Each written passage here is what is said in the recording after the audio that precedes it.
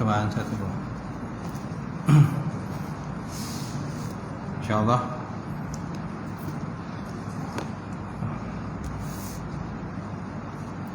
Kita mulakan pengajian malam ni dengan sama-sama membaca Ummul Quran ila hadratin Nabi Muhammad Mustafa Rasulullah sallallahu alaihi wasallam wa ala al-kiram wa ashabul izam. Insyaallah. Al-Fatihah. A'udzu billahi minasyaitonir rajim.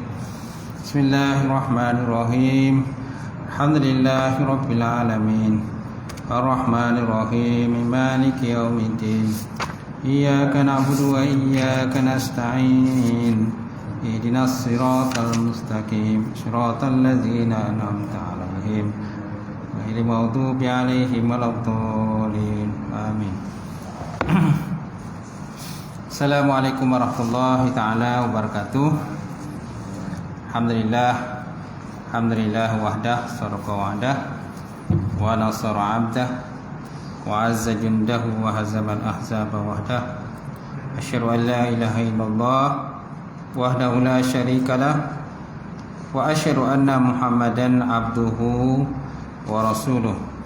Allahumma shalli wa sallim ala Sayyidina wa nabina wa habibina wa maulana Muhammad imamil muttaqin wa qadudul mujahidin wa ala alihi wa sahbihi wa man da'a bi da'watihi wa sanna bi sunnatihi ila yaumiddin.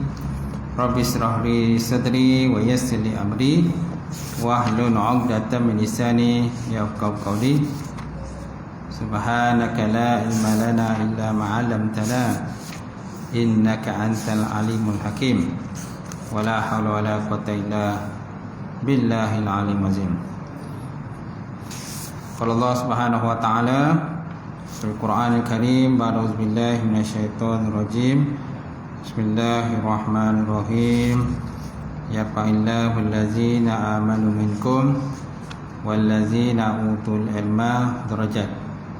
Maksudnya Allah Subhanahu wa ta'ala mengangkat orang-orang yang beriman dan berilmu di kalangan kamu akan beberapa derajat. Waqala Nabi sallallahu alaihi wa ala alihi wa sahbihi wa baraka wa sallam. Kullu ummati yadkhuluna jannah illa man aba. Wa qila faman ya'ba ya Rasulullah? Qala man ata'ani da'al jannah wa man asani faqad aba. Maksudnya setiap daripada umatku masuk dalam syurga kecuali orang-orang yang enggan.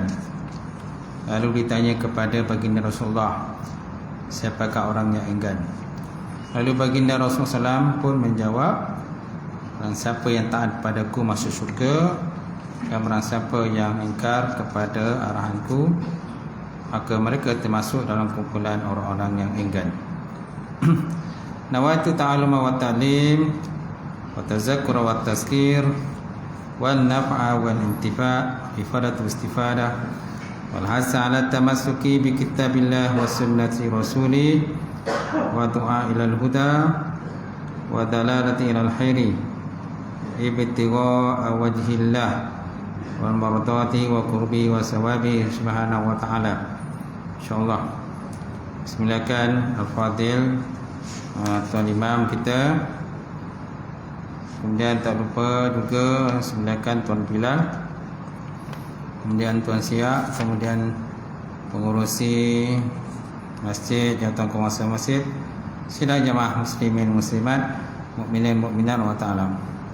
Alhamdulillah, kita panjatkan puji serta syukur kepada Allah Ta'ala kerana dengan limpah kurnia serta rahmat daripada Allah kita dapat bersama sekali lagi malam ini untuk kita sambung kuliah bab tauhid ataupun akidah di muka surat 45, betul lah. Dan kata musannaf, betul lah. Manjawi muka surat 45, Rumi muka surat 124, 124. Itu yang terjemah lah. Baik. Kita masih lagi dalam pembahasan ataupun perbincangan sifat-sifat yang mustahil. Mustahil bagi Allah Ta'ala. Hari itu kita lihat sifat yang ke-8. Sekarang kita lihat yang ke-9. Dan kata musannaf, wa kaza yastahilu alaihi ta'ala al-jahlu wa ma fi ma'nahu bi ma'lumin ma. Wa kaza yastahilu alaihi ta'ala al-jahlu wa ma fi ma'nahu bi ma'lumin ma. Dan yang ke-9 daripada sifat yang mustahil Allah Ta'ala itulah jahil. Artinya tiada mendapatkan sesuatu, tiada berbetulan dengan hakikatnya, dan barang yang pada maknanya yang maklum. Barang mana maklum ada ia. Dan yang ke-9 daripada yang mustahil Allah Ta'ala itu ialah al-jahlu, jahil. Artinya tiada mendapat akan sesuatu, tiada berbetulan dengan hakikatnya sesuatu, dan barang yang pada maknanya dengan maklum. Barang mana maklum ada ia. Barang mana maklum ada ia. Baik, artinya demikian lagi mustahil atau matala itu itulah sifat al-jahlu, jahil. Sama ada jahil basit. Apa maksud jahil basit? Jahil yang tiada bersusun. Tiada bersusun. Artinya tiada mendapat akan sesuatu. Jahil yang dia tahu dia jahil lah. Itu mana jahil basit. Ringkasan daripada jahil basit ni, jahilnya tak adalah tu sangatlah, tak bertimpa-timpa lah macam tu.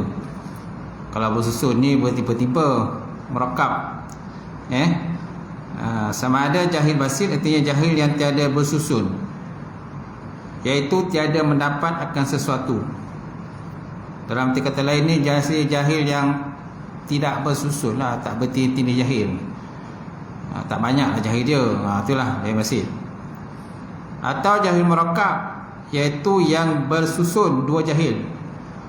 Pertama, tiada mengetahui akan hakikat sesuatu benda, dan yang kedua, tiada mengetahui akan dirinya. Itu tiada mengetahui. Yang kedua, tiada mengetahui akan dirinya, itu tiada mengetahui. Maknanya dia tak tahu dia jahil lah macam tu. Dia tak tahu dia jahil. Ni kita ni bingai lah tu. Bingai ke bangang ke, kan? Bingai mana bertindih jahil lah macam tu. Bukan sekali jahil, dua kali jahil, tiga kali jahil lah. Okey? Macam tu. Pertama, tiada mengetahui akan hakikat sesuatu, dan yang kedua, tiada mengetahui akan dirinya, itu tiada mengetahui. Seperti yang telah terdahulu sebutnya pada awal kitab ini. Mana pembahasan berkenaan jahil ni dah sebutlah di awal-awal kitab. Di awal kitab dia dah ada bahas berkenaan dengan pembahagian jahil. Saya pun tak ingatlah di muka surat berapa. Mungkin tuan-tuan boleh tengok boleh lah, tentang definisi jahil ataupun definisi ilmu lah. Dia ada kaitan dengan ilmu dan ada kaitan lah dengan jahil. Atau dua benda, dua tajuk tu lah. Tak ingatlah di muka surat berapa, saya pun lupa nak tengok, tak sempat nak tengok. Boleh? Boleh. Seterusnya kita lihat lagi. Mustahil. Baik, kemudian dan barang yang pada makna jahil, ini juga mustahil pada Allah Ta'ala lah. Dan barang yang pada makna jahil seperti zon. Zon mana 75% tingkatan keyakinan. Kalau yakin 100%. Kalau zon 75. Dan iaitu mendapat ia akan tepi yang rajih. Mendapat ia akan tepi yang rajih. Maknanya hanya orang kata 75% lah istilah kitanya. 75% sahaja tahap keyakinan dia. Tahap mengetahuinya 75. Sedangkan 25 tu tak tahu. 75 tahu, 25% tak tahu. Itu dikatakan sebagai zon. Zon.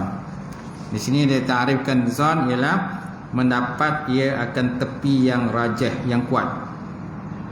Dan syak iaitu mendapat akan tiap-tiap dua tepi itu dua had bersamaan.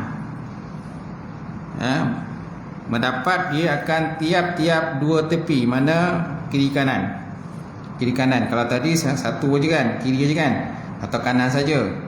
Itu dikatakan zon. Sekarang ni kata balance lah, kiri kanan. Tiap-tiap dua tepi itu atau had bersamaan. Maknanya 50-50, 50 kiri, 50 kanan. Itu dikatakan sebagai syak. Syak salah kita lain ni ragu-ragulah. Ragu dalam satu perkara. Ni pun tenapi pada Allah Ta'ala. Tidak ada zan pada Allah Ta'ala dan tidak ada syak, ragu pada Allah Ta'ala.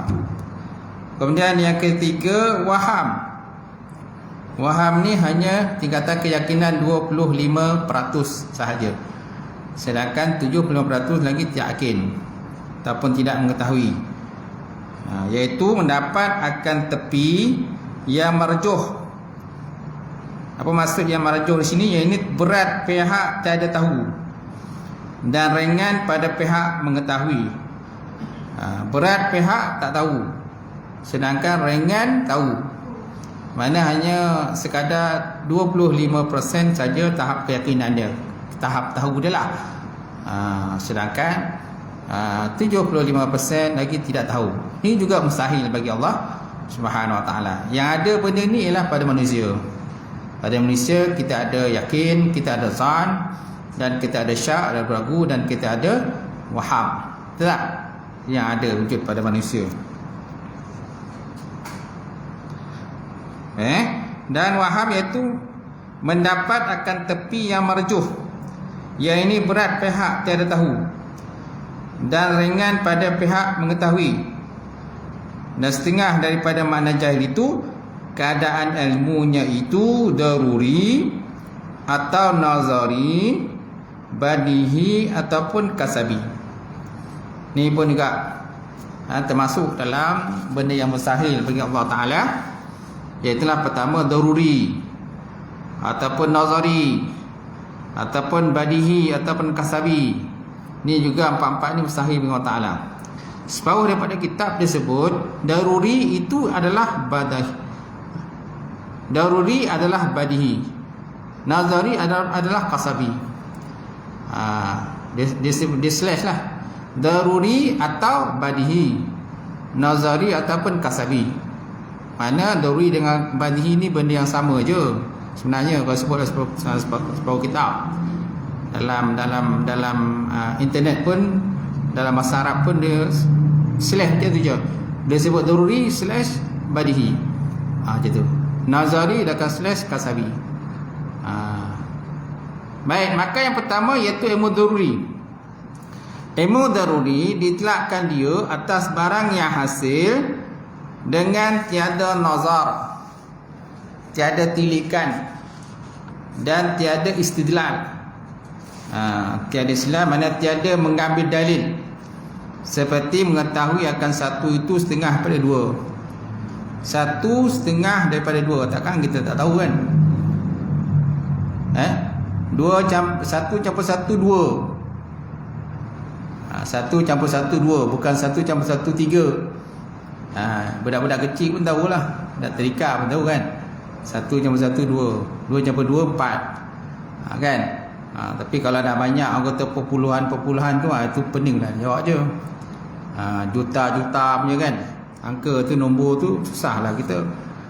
Tu dia katakan. Jadi kalau benda-benda yang simple ni dikatakan sebagai ilmu daruri. Siapa menjadikan alam? Allah lah, Tuhan lah. Tuhan yang menjadikan alam. Mudah tak kita nak fikir? mudah je. Cuma segi dalil itu yang jadikan susah tu. Apa dalilnya? Apa dalil Qurannya? Apa dalil hadisnya? Allah Ta'ala wujud. Tu yang kadang pening nak fikir tu. Asal saja benda tu simple, mudah, dikatakan daruri. Maka yang pertama itu ialah ilmu daruri, diitlakkan. Itlak ni lawan daripada kaid lah. Mutlak lawannya muqayyid. Itlak ini boleh kita terjemahkan mana meluluskan lah, meluluskan. Dia tak boleh kita terjemahkan dengan dipertanggungkan. Kalau dipertanggungkan ihtimal, muhtamil. Ni itlak. Diitlakkan dia atas barang yang hasil, ataupun diluluskan dia atas barang yang hasil dengan tiada nazar. Nazar ni tiada pada tilik, tak perlu nak fikir panjang-panjang, dan tiada mengambil dalil ataupun istidlal. Seperti contoh, mengetahui akan satu itu setengah daripada dua. Satu itu setengah daripada dua. Okey. Dan ditelakkan dia atas barang yang menyerta ia akan darurat. Dan ditelakkan dia juga ilmu daruri lagi. Dia ada dua makna. Satu lagi makna, dan ditelakkan dia atas barang yang menyerta ia akan darurat. Seperti ilmu yang hasil dengan menakuti dan pukul, umpamanya. Ilmu yang hasil dengan menakuti. Mana bila kita takutkan seseorang itu, maka hasillah perasaan takut. Ataupun kita pukul seseorang, maka hasillah perasaan takut daripada pukul tadi. Kalau tak ada pukul, tak ada ancaman pukul, takkan takut apa-apa. Hasil daripada gertakan, maka timbullah perasaan takut. Ataupun contoh, ada rimau depan kita lalu, rimau tak bertambat lah, kan? Senyum dia kan macam tu. Takut tak? Takutlah. Tapi kalau rimau dalam zoo tu, tak ada siapa takut pun. Senyum masing-masing, siap selfie kat tu. Rimau belakang, mentang-mentang lagi rimau tu dalam kandang, cuba rimau tu keluar, kan? Kau tak cukup tanah masing-masing lagi kan? Macam tu.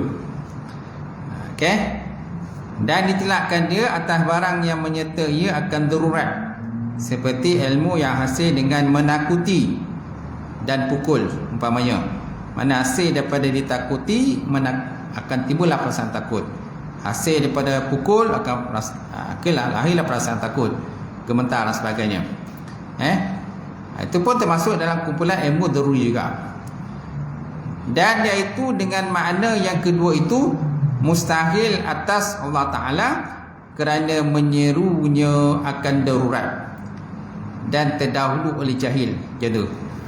Jadi kalau kita lihat pada makna kedua, dia ada dua makna tadi. Makna pertama dengan makna kedua, makna ilmu daruri tadi. Yang pertama dia kata barang yang hasil dengan tiada nazar dan istidlal. Yang kedua, ditelakkan dia dengan barang yang menyerta dia akan dia oleh darurat. Contohlah macam tu.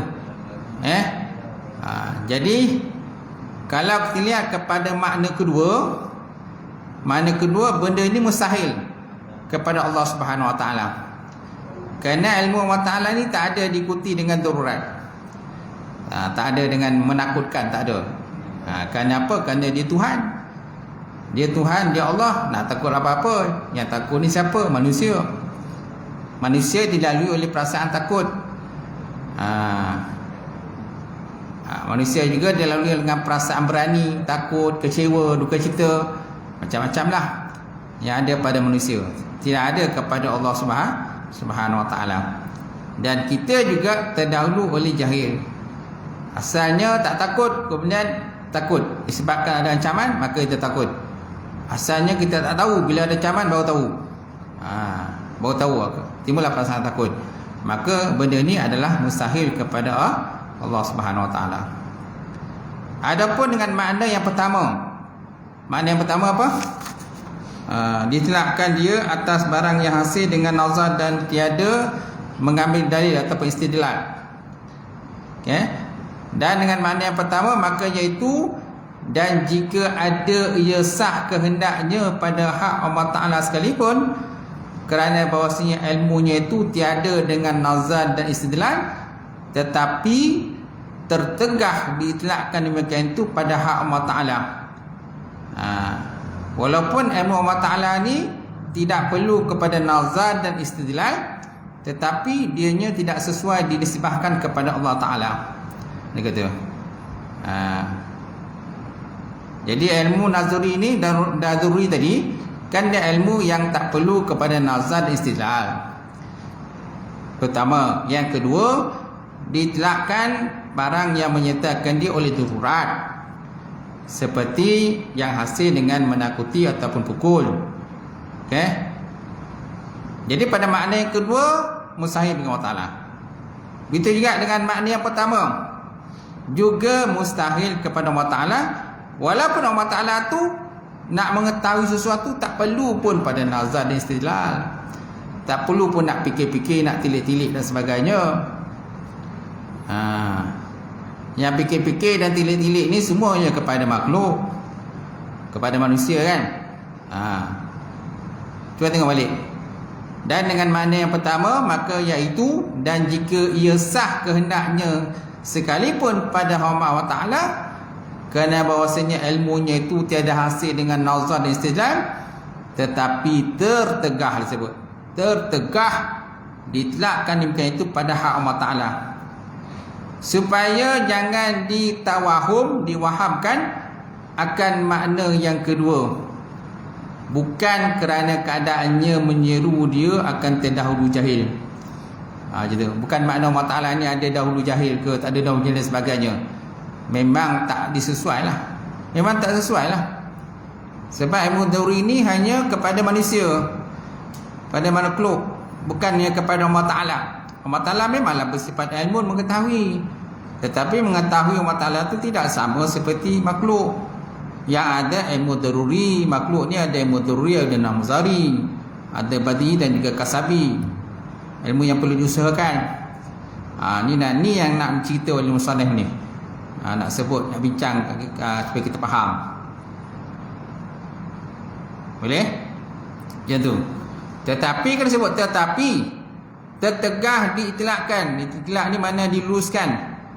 Yang demikian itu pada hak Allah Ta'ala, supaya jangan ditawahum, diwahamkan akan makna yang kedua kepada Allah Ta'ala. Supaya kita faham begitu. Bukan kerana keadaannya menyeru dia akan terdahulu jahil. Bukan makna Allah Ta'ala ni ada terdahulu jahil ke jahil sebagainya. Memang Allah Ta'ala tak ada terdahulu jahil. Walaupun Allah Ta'ala tidak terdahulu jahil, tetapi definisi makna yang pertama tu pun tak juga sesuai, dipertempatkan kepada Allah Ta'ala. Itu. Baik, kemudian yang kedua, ilmu nazari. Nazar. Ilmu nazari ialah barang yang hasil dengan sebab nazar. Nazar ni tilikan, kajian, kupasan, banyaklah mana nazar ni. Nazar asal mana nazar ni melihat. Nazar ni lebih kajian kan, kupasan, tilikan, pengamatan, pemerhatian kan, banyaklah mana nazar ni dan istidlal, mengambil dalil ataupun cari dalil, seperti mengetahui dengan wujud kudrat bagi Allah Ta'ala, dan iaitu mustahil atas Allah Ta'ala kerana menyeru ia akan terdahulu jahil. Kerana Allah Ta'ala ni kan, ilmu yang ada kepada Allah Ta'ala bukan ilmu nazari. Bukan ilmu yang perlu kepada fikir, tilik, kaji, pengamatan dan sebagainya. Kalau ilmu Allah Ta'ala ni perlu pada fikir, kaji, tilik, pengamatan, kajian dan sebagainya, samalah seperti makhluk. Makhluk kalau nak dapat ilmu kan, nak faham satu benda, dia kena fikir, kena buat kajian, kena buat latihan, kena buat ulangan, kena buat pengamatan, macam-macam lah istilah pada manusia kan, untuk mendapatkan sesuatu ilmu. perlu belajar, perlu mengaji, perlu berguru. Macam-macam lah.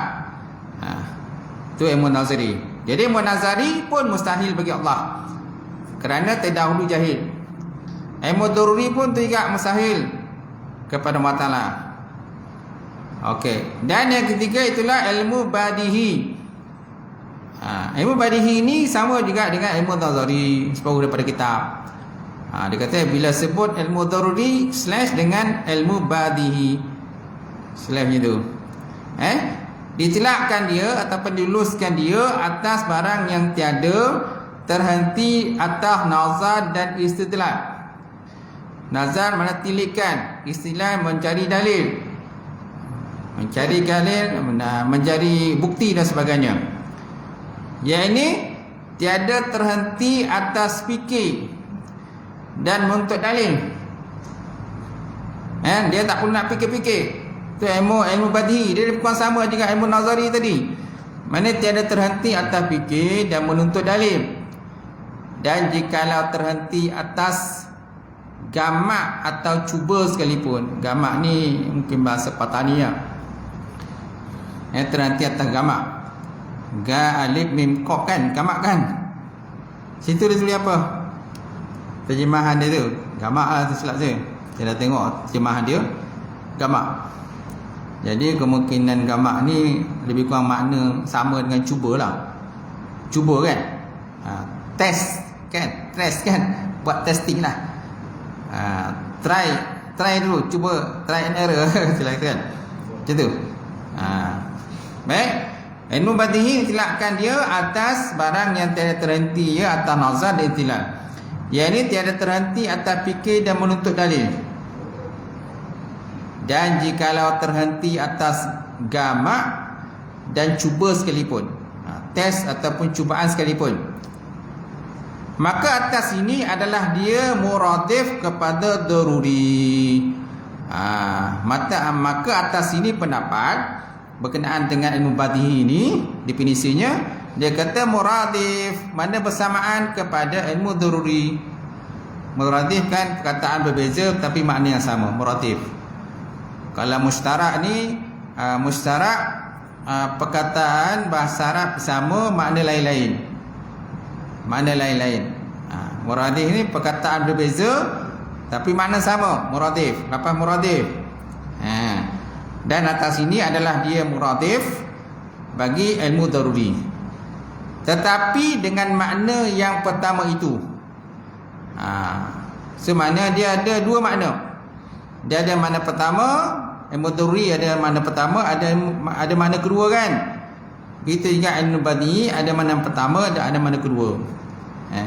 Dan ditilakkan dia pula atas barang yang tiada terhenti atas sesuatu sekali-kali. Dan ditilakkan dia, diluluskan pula dia pula atas barang yang tiada terhenti dengan sesuatu sesekali. Dan atas ini adalah dia terlebih khusus daripada daruri dengan makna yang disebut. Dia ada masanya ilmu badihi ni dia lebih khusus daripada daruri. Walaupun dari segi satu sudut ilmu daruri badihi ni ilmu yang sama, benda yang sama je. Cuma di segi sama ada khusus atau umum je. Mana lebih khusus, mana lebih umum, dia kata. Dan atas ini adalah dia terlebih khusus daripada ilmu daruri dengan maknanya yang disebut, dengan makna yang kedua. Dan zahir bahawasanya atas tiap-tiap daripada dua istilah itu tiada mustahil pada hak Allah Subhanahu Wa Taala, tetapi tak kala adalah ia dikatakan badahun nafsil amri.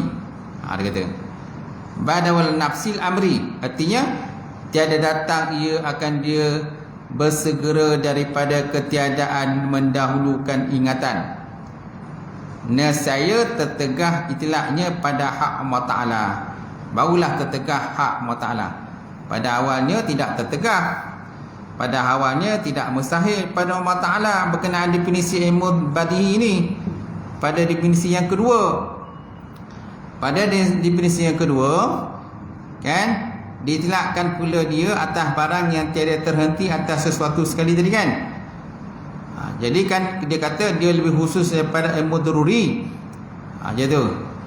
Jadi kalau kita buat kajian fikir-fikir, maknanya benda ni tidak mustahil bagi Allah Ta'ala. Dia kata makna ilmu badi ini boleh dipertempatkan kepada Allah, boleh diguna pakai kepada Allah Ta'ala. Macam tu. Tetapi apabila dikatakan badahun nafsil amri, artinya apabila datang ia dengan dia bersegera daripada ketiadaan, mendahulukan ingatan. Badahul nafsil amri, apabila datang ia dengan dia bersegera daripada ketiadaan, mendahulukan ingatan. Nescaya tertegah itlaknya pada hak Allah Ta'ala, kerana menkenaki dengan dia itu mendahulukan jahil. Bila ada perkataan ini tuan, maka menunjukkan kepada kita adanya terdahulu jahil kepada ilmu badi ini.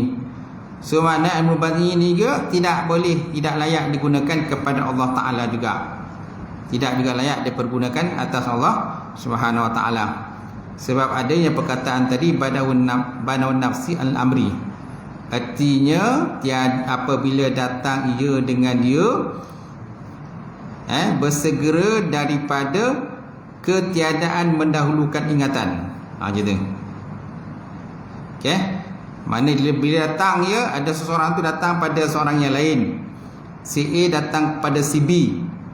Apabila datang ia dengan dia, kan? Apabila si A datang kepada si B, bersegera daripada ketiadaan, mendahulukan ingatan. So bersegera ingatlah. Bersegeralah dia ingat akan seseorang tadi yang datang dia kepada dia. Macam tu. Apabila datang ia dengan dia bersegera daripada ketiadaan, mendahulukan ingatan. Saya tertegah itlak tadi kepada hak Allah Ta'ala pula. Kerana Allah Ta'ala ni tidak perlukan kepada benda tadilah. Ingat ataupun tak ingat. Ingat kepada tak ingat. Kalau kita didahulukan oleh tak ingat, sebelum orang datang kat kita, kita tak ingat. Dah datang kat kita, oh baru ingat. Oh kau rupanya lama dah tak jumpa dah. Lama tak jumpa dah. Kan mungkin kadang-kadang ada kawan kita kan, satu sekolah dulu 40 tahun tak jumpa. 40 tahun tak jumpa kan. Dulu bukan main kancing lagi waktu sekolah dulu. Pergi mana-mana sama. Mandi sungai pun sama. Main bola pun sama.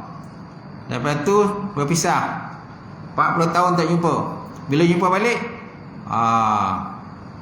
masing-masing pun terkejutkan rupa masing-masing. Dah aku kata dah putih kan. Rambut dah putih, misai dah putih, janggut putih, gigi pun dah tanggal, gigi pun dah kurang kan. Macam tu. Rupa pun dah lain. Ada yang waktu sekolah tu kurus koring. Bila dah 40 tahun jumpa tu, tengok gomok pula. Tak warna tu. Dulu kurus ni gomok. Ataupun masa sekolah dulu gemuk, sekarang kurus. Dah tak warna kan. Bila tanya, oh baru tahu. Tak. Jadi manusia didahului oleh macam tu. Tak tahu dulu. Lepas tu kemudian baru tahu. Tak ingat, kemudian baru ingat. Dulu dah lama tak ingat lah. Baru ingat balik. Oh ya kan. Rupanya kita dulu satu sekolah. Okay? Baik. Jadi Allah Ta'ala tidak ada macam tu. Tidak didahului oleh terlupa ataupun tidak tahu. Baik. Dan yang keempat itu ilmu kasabi. Ilmu kasabi, kasab ni daripada makna usaha, perkataan usaha, iaitu barang yang hasil dengan usaha, seperti lalu atas seorang itu oleh sesuatu, maka membuka ia akan dua matanya supaya melihat dia akan dia. Maka sesungguhnya berusahalah ia dengan membukakan dua matanya, maka mengetahui dia akan demikian itu. Maka iaitu mustahil atas Allah Ta'ala, kerana menyeru mendahulukan jahil. Mana dia pun ada serupa jahil juga. Ini dikatakan ilmu kasabi. Ilmu kasabi ini ialah seperti paling contoh di sini. Dia kata ada seseorang lalu depan mata kita, depan kita lah. Masa tu kita tutup mata. Kita tidurlah macam tu, ataupun antara tidur dengan jaga, tiba-tiba kita rasa ada orang lalu depan mata kita, ada bunyi orang lalu. Bila ada bunyi orang lalu, maka kita pun buka mata. Bila buka mata, kita nampak, oh, si Ali rupanya lalu. Macam tu. Oh, Imam lalu rupanya. Ingat siapa lalu tadi? Oh, Bilal lalu rupanya. Oh, kawan aku lalu. Okay? Jadi kalau kita tak buka mata, kita tak tahu siapa yang lalu. Dan benda ni pun mustahil kepada Allah Ta'ala. Allah Ta'ala bukannya jenis yang nak buka-buka mata ni. Dia tahu. Kerana Allah Ta'ala itu melihat, dia melihat, tapi bukan menggunakan biji mata, bukan menggunakan, orang kata nak kena perlu angkat kelopak mata baru boleh melihat. Macam kita perlulah baru buka kelopak mata baru nampak. Kalau mata kita dah rabun, macam mana nak lihat? Mata kita buta, ada orang mata ada mata tapi buta pun tak boleh juga melihat. Dan benda ni mustahil kepada Allah Ta'ala. Ulang semula. Dan yang keempat iaitu ilmu kasabi, iaitu barang yang hasil dengan usaha, seperti lalu atas seorang itu oleh sesuatu, maka membuka ia akan dua matanya supaya melihat ia akan dia. Dan sesungguhnya berusaha dia dengan membukakan dua matanya bagi mengetahui yang demikian itu. Dan iaitu mustahil atas Allah Ta'ala kerana menyeru mendahulukan jahil. Mana ada dalam kategori, dalam konteks jahil. Mana didahului jahil, didahului tak tahu. Bila dia tutup mata, dia tak tahu siapa lalu. Bila dia buka mata, baru tahu orang ni lalu. Macam tu. Ini juga mustahil kepada Allah Ta'ala. Allah Ta'ala tak perlu macam tu. Macam tu. Baik, kemudian, dan katanya bimaklumimah. Bimaklumimah, kan dalam bahasa Arab di belakang itu dia kata wa kaza yastahilu alaihi ta'ala ajahlu wa ma bimaknahu bimaklumimah. Dia kata. Dan kesembilan daripada mustahil Allah Ta'ala itu ialah jahil. Artinya tiada mendapat akan sesuatu, tiada berputulan dengan hakikat sesuatu, dan barang yang pada maknanya sesuatu, dengan maklum barang yang maklum ia dia. Jadi apakah maklum bimaklumimah? Pemaknanya. Dan katanya bimaklumimah didatangkan dengan lafaz ma. Kerana menunjuk atas umum pada maklum, maka melengkapi ia akan sekalian maklum, seperti barang yang terdahulu bandingannya. Dan tiada tersembunyi bahawa sekalian maklum itu pada sekalian yang wajib, dan sekalian yang mustahil, dan sekalian yang harus. Yakni mustahil atau Allah Ta'ala jahil pada sekalian benda yang wajib, sekalian benda yang mustahil, dan sekalian benda yang harus. Kerana ta'aluk pada ilmu ni, kita dah bincang sebelum ni, apakah ta'aluk ilmu? Ta'aluk ilmu ialah inkishaf, tersingkap. Apalagi ta'aluk ilmu? Ta'aluknya ialah ala kulli kulli wajibat, ala kulli wajibat, ala kulli mustahilat, ala kulli jaizat. Mana ta'aluk ilmu Allah Ta'ala itu pada sekalian benda yang wajib, dan sekalian benda yang mustahil, dan sekalian benda yang harus. Macam tu. Itu sebabnya didatang perkataan ma tu, bimaklumimah. Maksud maklumah ni termasuklah benda yang wajib, benda yang mustahil, dan benda yang harus. Macam tu. Itu sebabnya dikatakan perkataan ma. Ma ni bermakna maklum, umumlah. Bimaklumimah dengan benda yang maklum.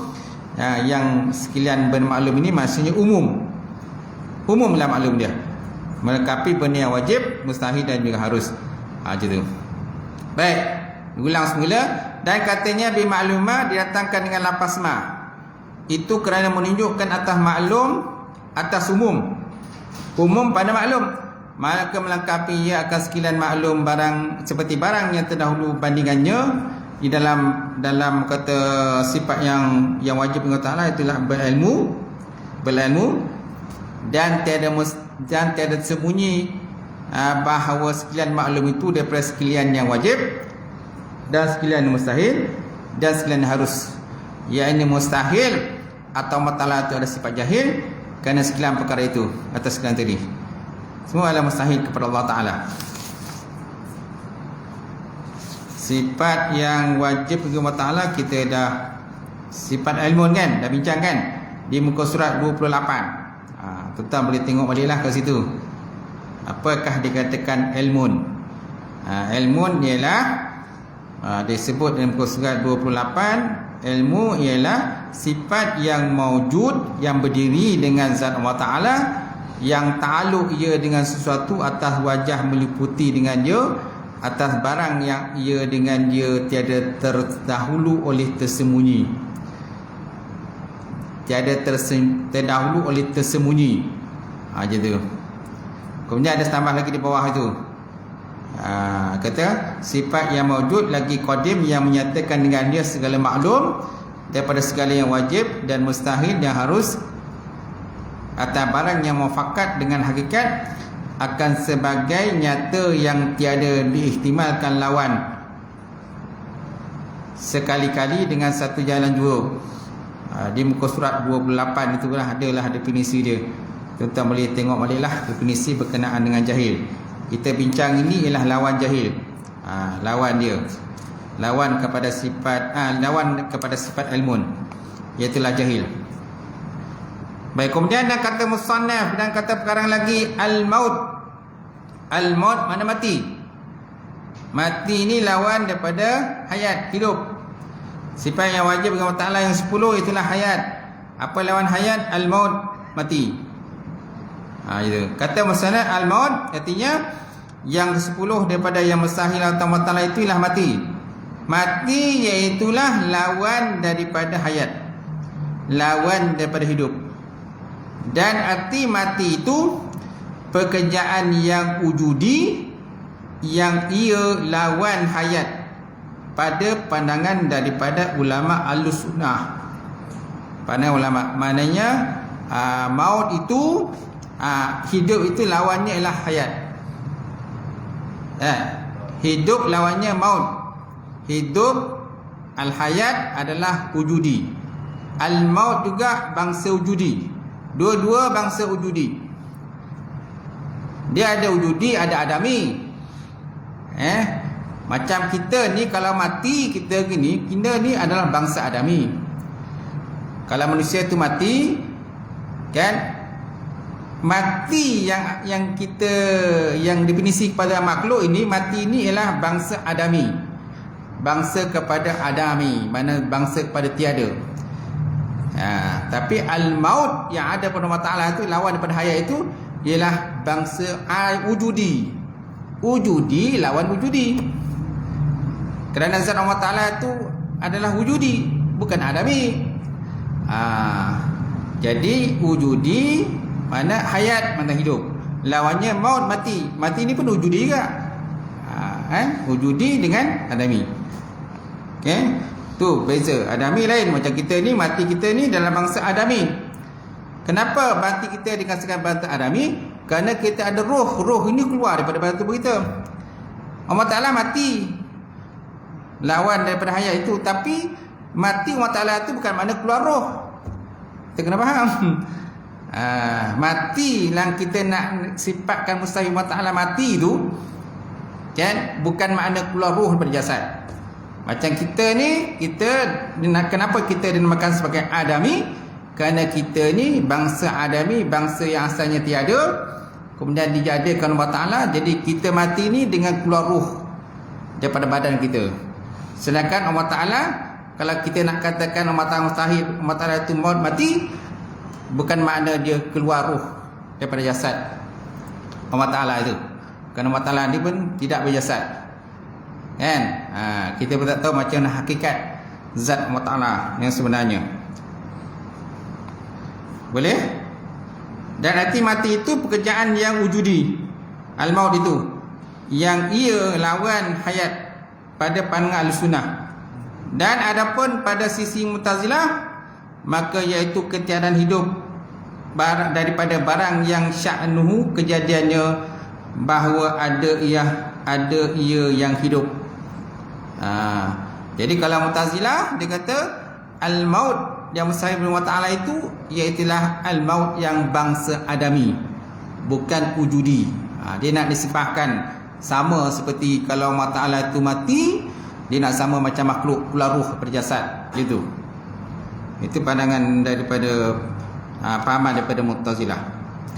Dan bermula berlawanan antaranya dan antara hidup itu setengah daripada berlawanan diddaini atas kaul Ahlussunnah wal Jamaah, dan daripada berlawanan Adam wal Malakah atas kaul Mu'tazilah. Dia kata. Jadi kalau pandangan daripada Ahlussunnah wal Jamaah, berlawanan antara hayat dengan maut itu berlawanan yang bangsa wujudi. Itu dikatakan diddaini, mana wujudi lawannya wujudi juga. Sedangkan pada Mu'tazilah berlawanan antara Adam wal Malakah. Adam dengan wujudi. Malakah tu wujudilah. Kalau sebut dalam kitab orang kata Dasuki, Kasyaf Dasuki, dan juga kitab Hududi, dia kata malakah itu bermakna wujudi. Dia kata mana malakah wujudi, mana Adam lawannya wujudi. Itu yang nak yang mana benda yang dipegang oleh golongan Mu'tazilah. Dia kata. Okey, dan daripada berlawanan Adam Malakah atas kaum Mu'tazilah. Dan dalil bagi Ahlussunnah ialah firman Allah Subhanahu wa taala Al-Quran, khalaqal mauta wal hayat. Khalaqal mauta wal hayat. Artinya menjadi ia akan mati dan hidup.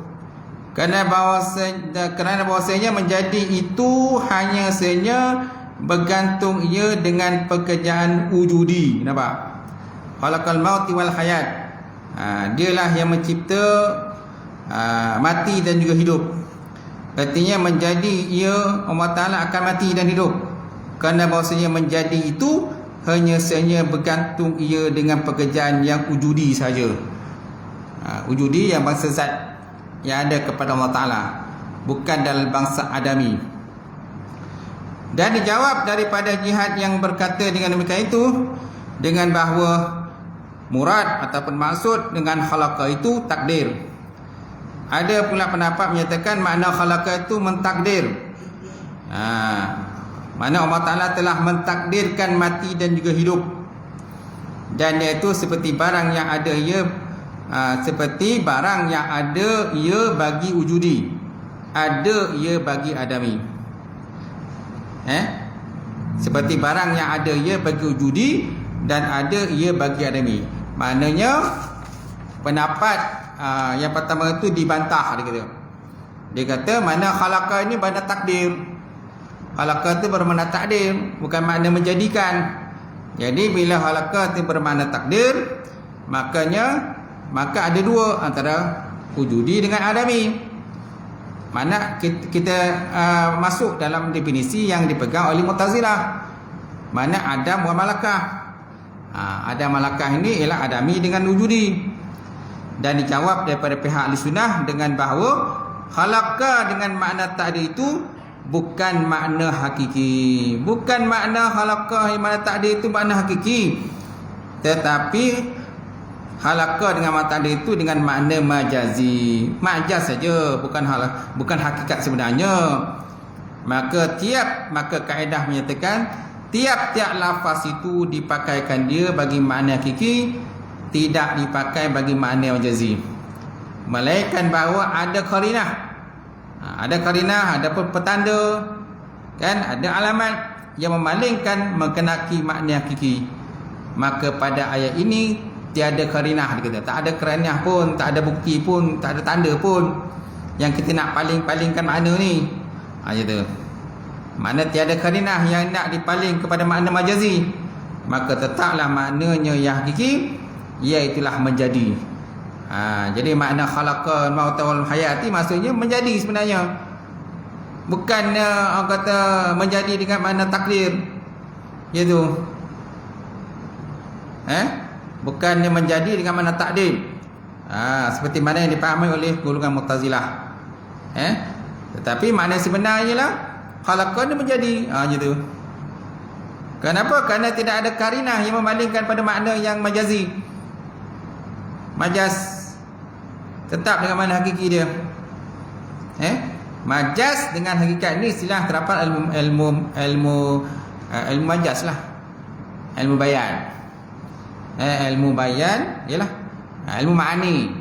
Ilmu ma'ani dia ada majaz, ada hakikat, kan? Dia ada isti'arah, dia ada musyabbah, ada musyabbah bih, kan? Dia ada apa lagi? Ada sindiran, perkataan sindiran, pun terdapat dalam ilmu ma'ani. Dia termasuk dalam mubalaghah ni. Dia ada mubalaghah daripada 3. Pertama ilmu bayan, yang kedua ilmu ma'ani, dan ketiga ilmu batin. Ada satu lagi ilmu yang susah juga, ilmu mantik. Mantik pun susah juga. Kalau kita mengaji mantik ni, dia berdengung sikit lah pada otak kita. Kerana pembahasan itu sangat rumit. Baik.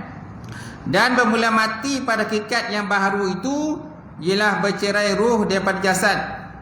Dan pada hak yang qadim, iaitu ada hayatnya dengan ruh, dan dengan mizah. Sampai situ.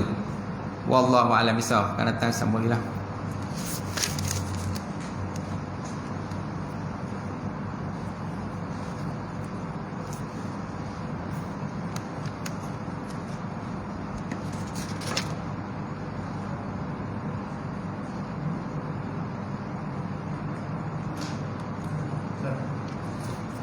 Yap.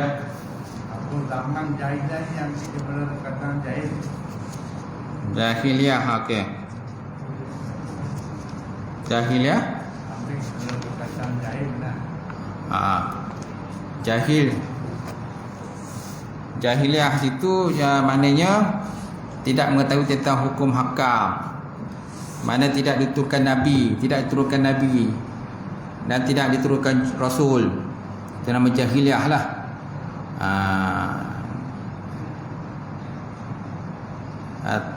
Tidak didatangkan Nabi dan tidak didatangkan Rasul. Atau istilah lainnya zaman fatrah. Zaman fatrah ni tidak ada Nabi dan tidak ada Rasul. Orang masa itu dalam keadaan jahiliyah. Jahiliyah. Ada Nabi Rasul sebelum tu, jauhlah jarak dia. Jadi tak ada Nabi dan Rasul, mereka hidup dalam keadaan jahiliyah. Jahiliyah ni ialah bertuan kepada hawa nafsu, menyembah patung berhala, menghalalkan benda yang haram, mengharamkan benda yang halal. Maknanya semua bolehlah. Itu makna jahiliyah. Tapi jahil ini bukan makna jahiliyah tu, bukan. Jahil ini maknanya ketiadaan ilmu dengan sesuatu.